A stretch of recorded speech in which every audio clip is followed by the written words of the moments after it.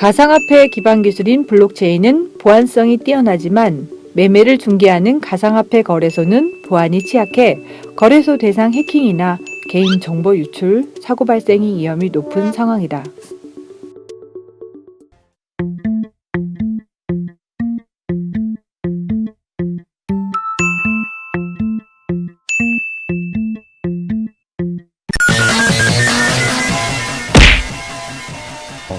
해보지는 않았는데 좀 사용을 해보려고 했었던 경험이 있어요. 해본 적은 없는데 하고 싶거든요. 네, 많이 해봤습니다. 아니요, 없습니다. 아니, 한 번도. 제 친구 중에 한 애가 있는데 그 친구가 조금 많이 벌었어요. 우선 뭐 네이버 검색어에도 많이 뜨기도 했고, 뭐 주변에서 뭐 가상화폐 했다, 뭐 돈 벌었다 친구가 아무래도 뉴스를 통해서 접한 내용이 해킹으로 인해서 좀 안 좋다는 소식을 많이 접하다 보니까 따로 투자를 하고 싶은 생각은 없습니다. 위험할 것 같고 그런 생각 때문에 막 돈 잃었다는 사람도 많고 그러니까. 그런 건 잘 모르겠고, 뭐 가상화폐가 실제로 좀 사용되고 있는 사례도 본 적이 없고. 일반적인 생각으로는 발전하는 게 맞다고, 이제 뭐 제재가 너무 심하다고 생각이 들어서 좀 완화시키고 블록체인에 관해서 좀 발전시키는 게 낫다고 생각됩니다. 전반적으로 사람들은 거래소에 대한 불안감이 있었다. 그러나 가상화폐의 전망에 대해서는 긍정적이었다. 가상화폐 자체에 대한 논란과 무관하게 거래소는 심각한 문제점을 안고 있었다. 가상화폐 거래소 10곳은 보안 기준 미달이었고, 실태조사 주요 지적사항 4가지로는 첫째, 관리자망과 인터넷망 분리. 둘째, 가상화폐 지갑 관리. 셋째, 해킹 차단용 보안 장비 구축. 넷째, 개인정보 보호 관련 장치.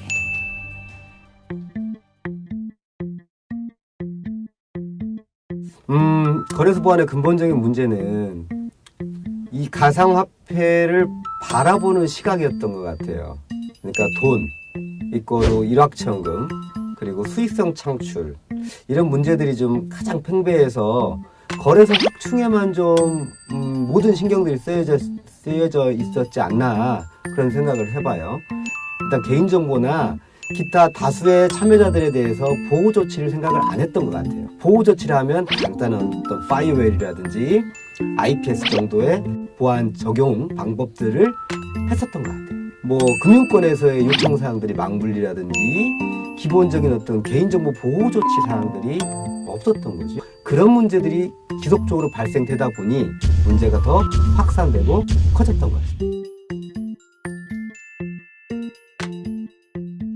비공식적으로 키사에서는 쉬운 한 개의 항목을 가지고 뭔가를 했다 그래요.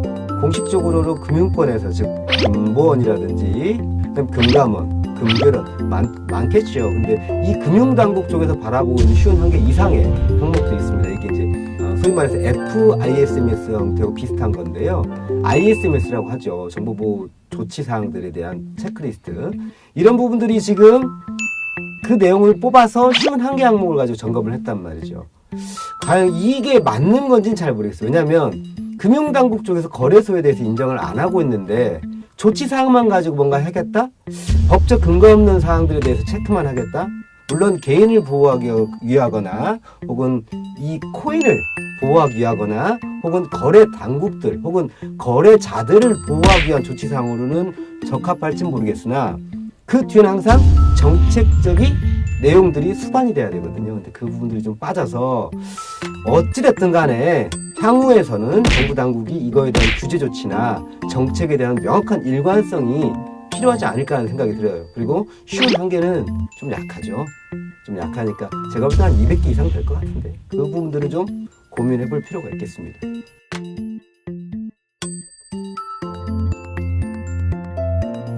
핵심적 기술이라고 한다면 기본적으로 거래소라는 내용들이 이제까지는 잘 몰랐어요. 그리고 이 블록체인에 대한 기술들이 활용되는 것들을 잘 몰랐어요.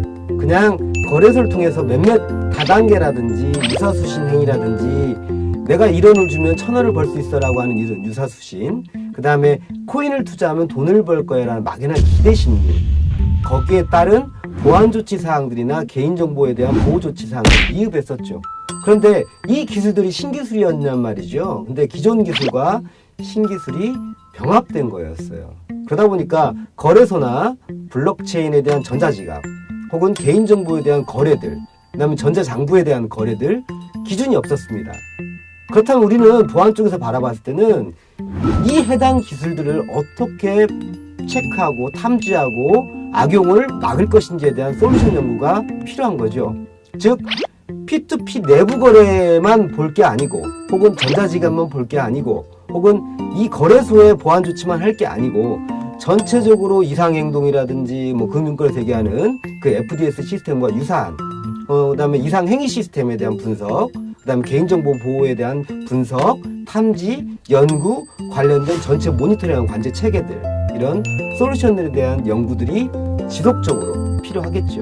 향후 몇 년 정도는 아마 이런 솔루션 도입이 필요할 겁니다. 그러면 원천 기술에 대한 부분들을 좀 더 고민을 해봐야 될 거라고 봅니다.